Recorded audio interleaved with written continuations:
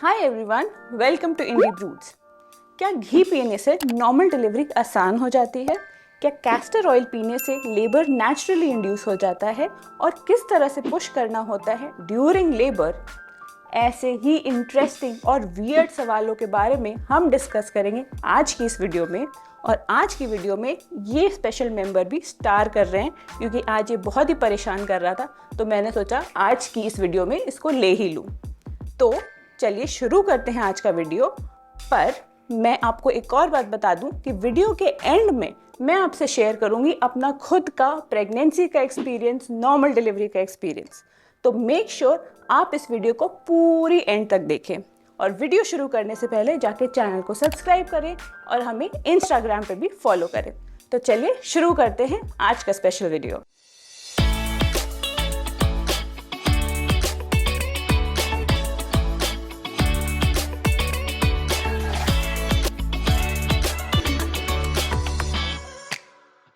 पहला सवाल, घी पीने से क्या नॉर्मल डिलीवरी आसान हो जाती है? नहीं, बिल्कुल भी नहीं। घी पीने से नॉर्मल डिलीवरी आसान नहीं होती है, बल्कि और टफ हो जाती है। घी का मेजर पार्ट होता है फैट्स। हाँ, थोड़े मिनरल्स भी होते हैं, बट घी ज़्यादा आप पिएंगे तो आप तो फैट होंगे ही होंगे और साथ में आपका बेबी भी फैट होगा, जिस वजह से नॉर्मल डिलीवरी में बेशक 100% प्रॉब्लम आनी ही है। कई लोग आपसे बोलेंगे कि नॉर्मल डिलीवरी के लिए घी पीना इसलिए कहते हैं क्योंकि आपका पेट अच्छे से साफ हो जाएगा।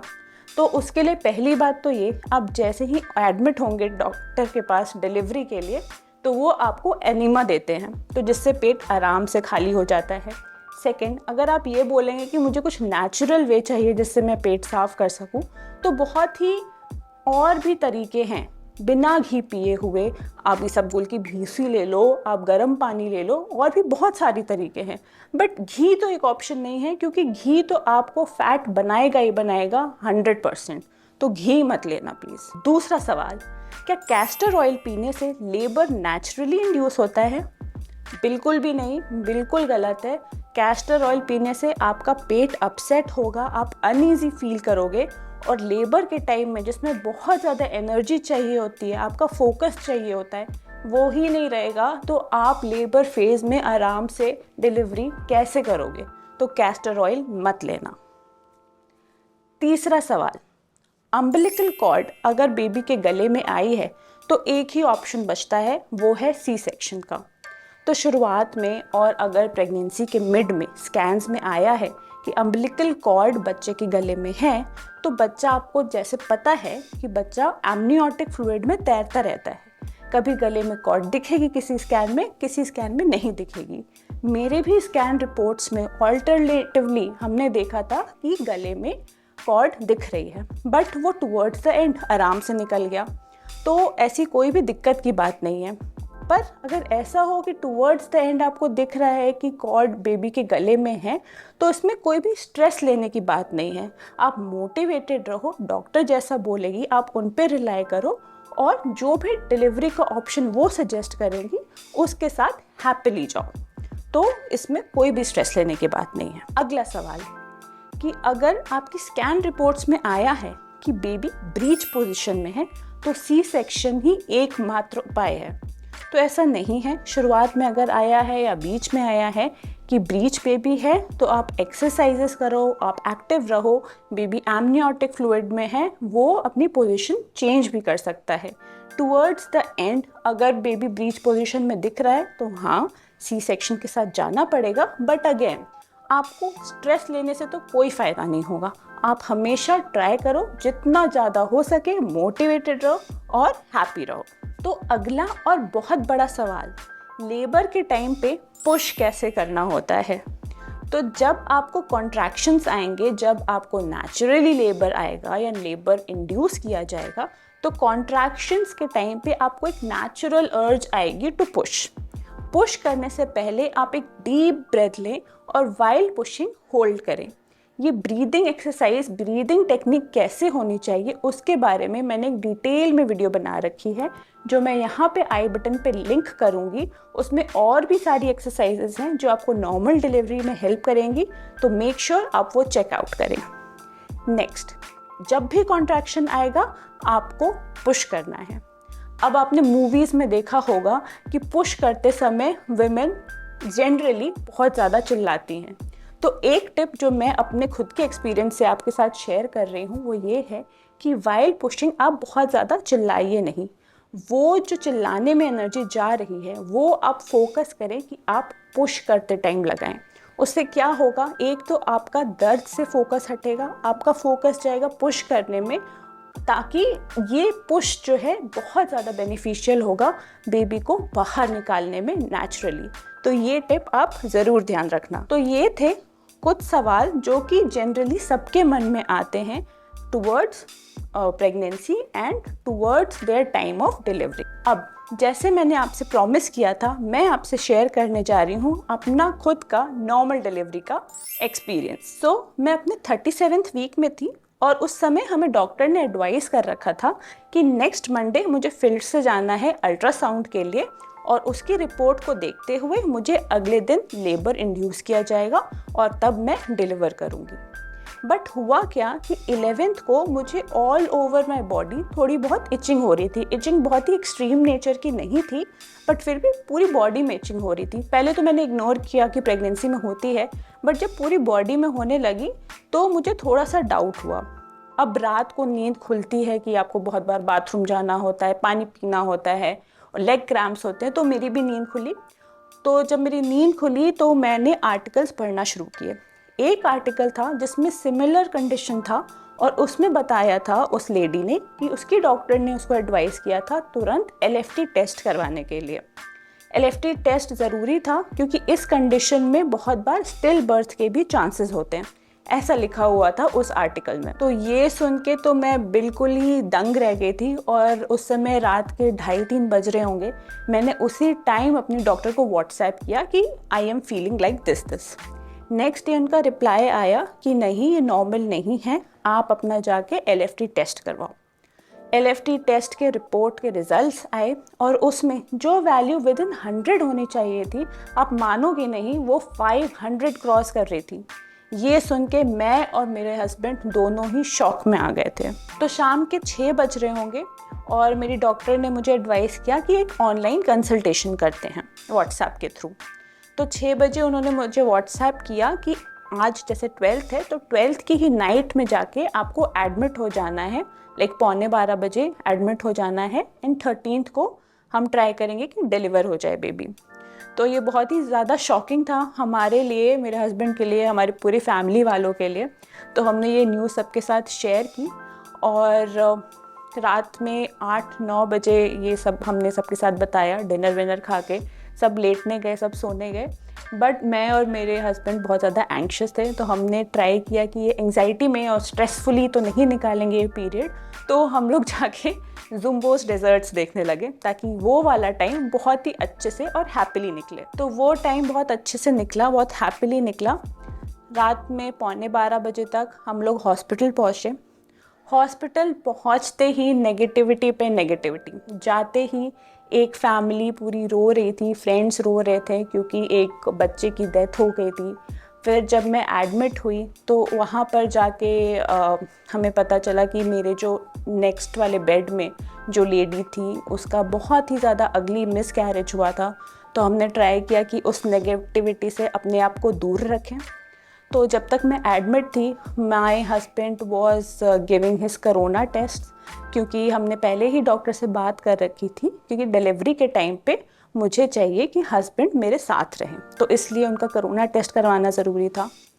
इन द मीनवाइल मेरे बाकी सारे टेस्ट हो रहे थे, मेरे वाइटल्स हो रहे थे। सबसे पहले NT स्कैन हुआ था, तो ये सब हो गया। उसके बाद रात में 3 बजे उन्होंने मुझे फ्लूइड्स चढ़ाए।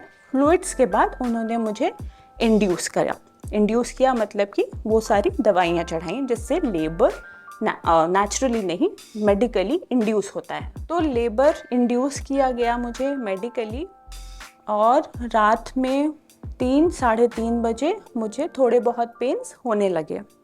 वो थोड़े बहुत पेन्स बहुत ही मैनेजेबल थे, बहुत ज़्यादा नहीं हो रहे थे और मुझे लगा कि ऐसे ही होता है, ये तो बहुत ही ईजी है। बट साथ में मेरे दिमाग में ये चल रहा था कि घर वाले क्या सोच रहे होंगे, कोई सोया नहीं होगा और मेरा हस्बैंड बाहर क्या कर रहा होगा। तो मैंने नर्स से बात की और मेरे हस्बैंड ने भी नर्स से बात कर रखी थी, तो उन्होंने मुझे अलाउ किया कि थोड़ी देर में जाके हस्बैंड से बात कर सकती हूँ। तो मैंने उनसे जाके बात की, स्टेट बताया कि अभी क्या हो रहा है, नेक्स्ट क्या होना है। उसी टाइम घर वालों से भी फ़ोन पे बात की, उनको रिलैक्स करने की कोशिश की और फिर मैं वापस आ गई। उसके बाद ऐसे ही चलता रहा, पेन्स थोड़े से और बढ़े बट फिर भी मैनेजेबल थे। तो मेरी डॉक्टर जो मुझे देख रही थी ड्यूरिंग द 9 मंथ्स, वो तो वहाँ पे प्रेजेंट नहीं थी, वहाँ की नाइट ड्यूटी स्टाफ था। मेरी डॉक्टर मुझे देखने आई सुबह 10 बजे और 10 बजे उन्होंने आके वाटर ब्रेक किया और मैंने ये सुना कि वो वहाँ पे जितने भी नर्सेस थी, अटेंडेंट्स थी, उनको ये बोल रही थी कि इनके जो मेडिकली जो मेडिसिन्स दी हैं उन्होंने इंड्यूस करने के लिए, उनका लेवल बढ़ाया जाए ताकि कॉन्ट्रैक्शंस और ज़्यादा सीवियर आए। सो उनकी एडवाइस के अकॉर्डिंग नर्सेज ने मेडिसिन्स का लेवल बढ़ाया और मेरे कॉन्ट्रैक्शंस का भी लेवल बढ़ गया। तो 1-1.5 घंटे बाद ये लेवल बढ़ना शुरू हो गया और बहुत ज़्यादा सीवियर पेन शुरू हो गए। 1 घंटे बाद आके फिर से मेरी डॉक्टर ने मुझे चेक किया और उन्होंने बोला कि बहुत अच्छे से डायलेट हो रहा है और विद इन नेक्स्ट 1 आवर आप डिलीवर कर दोगे। तो ये तो मेरे लिए बहुत ही हैप्पी न्यूज़ थी, बट उन्होंने साथ में ही ये बताया कि उनको किसी और जगह जाना पड़ रहा है तो कोई और डॉक्टर आके मुझे चेक करेगी, ड्यूरिंग माई डिलीवरी कोई और डॉक्टर रहेगी, बट मेक श्योर मैं पुश करते रहूँ। तो फिर वो चली गई, उन्होंने मुझे बहुत मोटिवेट किया और वो चली गई। उनके जाने के बाद पेन्स आ रहे थे बट मेरे पास कोई भी मुझे मोटिवेट करने के लिए नहीं था, कोई भी अटेंडेंट नहीं था। जब कॉन्ट्रैक्शंस हो रहे थे, जब बहुत ज़्यादा पेन हो रहा था, तो ये मेरे ऊपर ही था कि मैं खूब ज़्यादा पुश करूं। तो वो मोटिवेशन ना हमेशा बनी नहीं रहती है, इस वजह से डिले होता गया। तो अराउंड 2-2:30 मुझे याद है, मैं डॉक्टर से एकदम रो के बोल रही थी और मैं चिल्ला भी रही थी बीच बीच में, हेल्प हेल्प, कोई आ जाओ। बट अटेंडेंट्स के पास, नर्सेस के पास काफ़ी काम होते हैं, वो लोग किसी काम में बिजी थे, बीच बीच में आ भी रहे थे। तो मैं उनसे 2 या 2:30 के दौरान मैंने उनसे बोलना शुरू कर दिया कि मुझे एपिड्यूरल दे दो। तो नर्स ने आके मुझे बोला कि आपसे पहले पूछा था तो आपने मना कर दिया कि नहीं मैं पेन मैनेज कर लूँगी, तो अब हम एपिड्यूरल नहीं दे सकते and pushing is the only way out, आपको पुश ही करना पड़ेगा।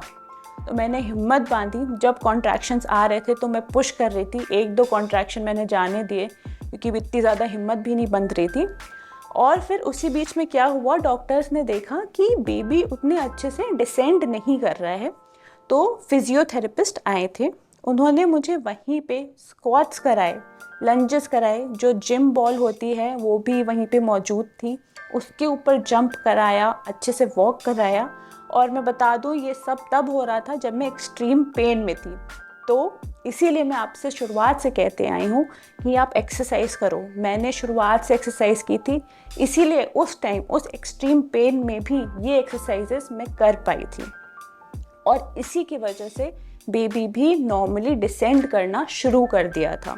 तो ये एक्सरसाइजेस उस समय करना मेरे लिए बहुत ज़्यादा काम में आई थी।